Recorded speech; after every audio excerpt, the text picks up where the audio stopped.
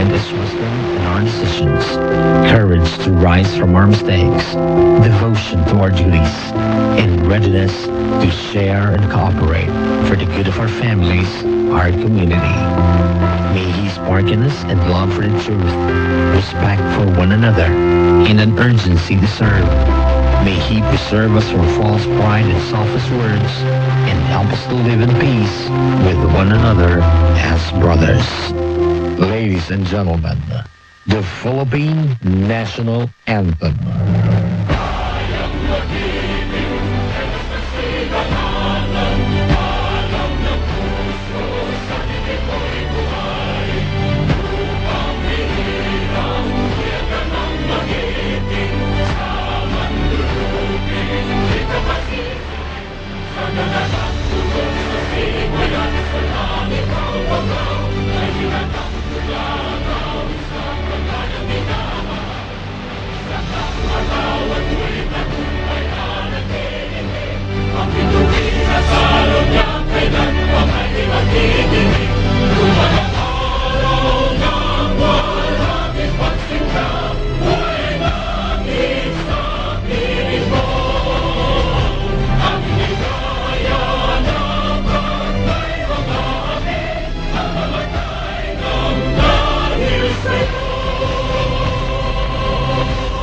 This is 91.1 Juan de Radio Cagayan de Oro, a commercial radio station owned and operated by RSV Broadcasting Network Incorporated, with the authority and license to operate under Malindang Broadcasting Network Corporation, as authorized by the National Telecommunications Commission. 91.1 Juan de Radio Cagayan de Oro operates daily with a power of 10,000 watts. Our studio is located along National Highway, Barangay Ipunan, Cagayan de Oro City, and transmitter located at Lagindingan, Misamis Oriental. 91.1 Juan de Radio Cagayan de Oro is maintained and operated by the following personnel. Duly licensed by the National Telecommunications Commission.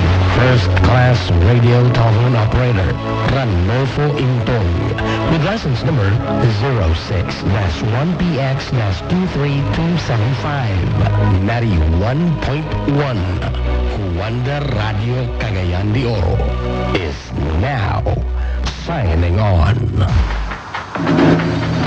Nagtuna sa mga balita o impormasyon.